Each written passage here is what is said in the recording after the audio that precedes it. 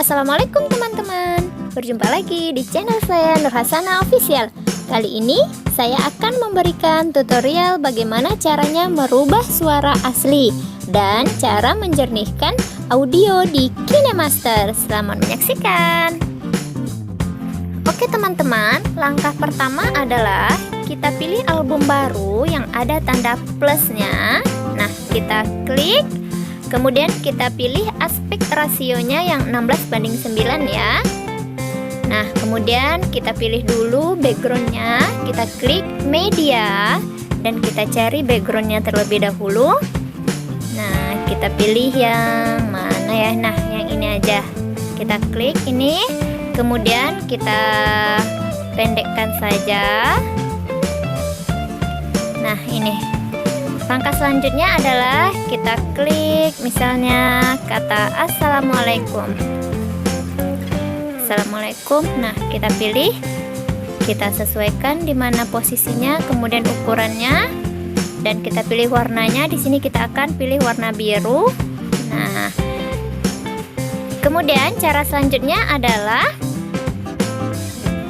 kita akan merekam suara asli kita. Kita klik suara, kita mulai. Assalamualaikum. Setelah itu kita tinjau dulu ya suara asli kita tadi. Kita klik tinjau. Assalamualaikum. Nah, di sini saya akan merubah suara asli saya tadi menjadi suara anak-anak. Caranya tinggal klik gambar suara atau volume itu, kita naikkan nada suaranya menjadi +6.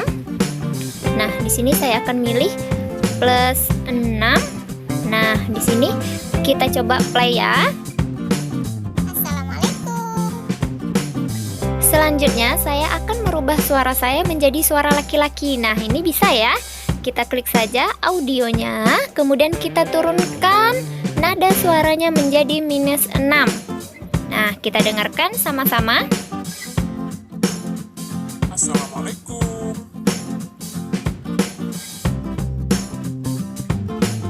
Cara berikutnya adalah kita coba menjernihkan audio kita tadi supaya suaranya enak didengar. Di sini saya rubah dulu suara saya menjadi anak-anak. Caranya adalah kita naikkan volumenya menjadi 200.